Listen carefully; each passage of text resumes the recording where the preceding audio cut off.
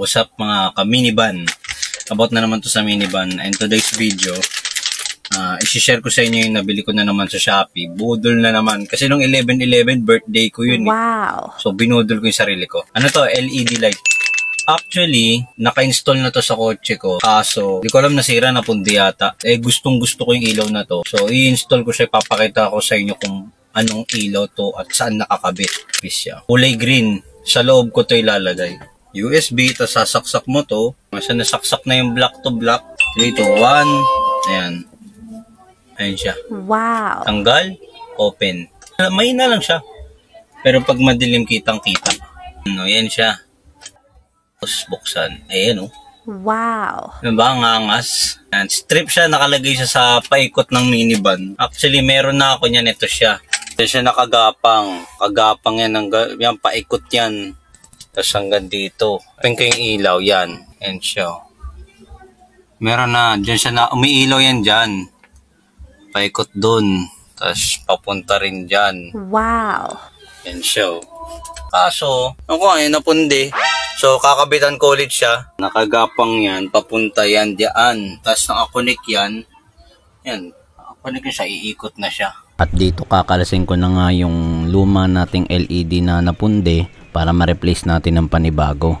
Madali lang naman ikabit to. Isusuksok nyo lang dun sa parang gutter yung dulo ng LED, ganyan. Tingin ko kaya napundi yung luma kong LED kasi lahat ng mga pailo ko nakasaksak direct sa console dun sa armrest. So ngayon yung isa, dinirect ko na sa charger port. Nakapagod din, nakakangalay. Tapos minsan di kasi siya makapit. Kasi ito siya, yung kable niya. Ang umiilaw dyan, ito yung parang tubo. Tapos ito, tubo yan. Ito sa kabila, flat. Yun yung pinapasok ko, yung tubo yung labas. Yan kasi yung umiilaw. Nakakangalay din. Eventually, natapos na din. Hindi ko na pinakita kung paano ko ginapang, pero ito na itsura niya. Paikot. Doon, tas sabay sa taas yan, sa unahan. Dito yan, tas sabay gagapang ulit niya. Sa gilid lang, yung gutter to na malambot na ito. Yan. Ito yan dito. Ayan siya, nakailaw na. Yun o.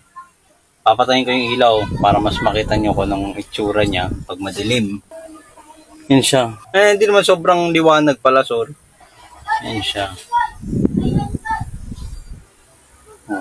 Punta ko sa pinakalikod. You know, short nga lang ako dito. Maganda sana kung abot din siya kagaya nito sa ganyang kahaba. Kaso yun na short siya. Pero okay na to. Ayun na.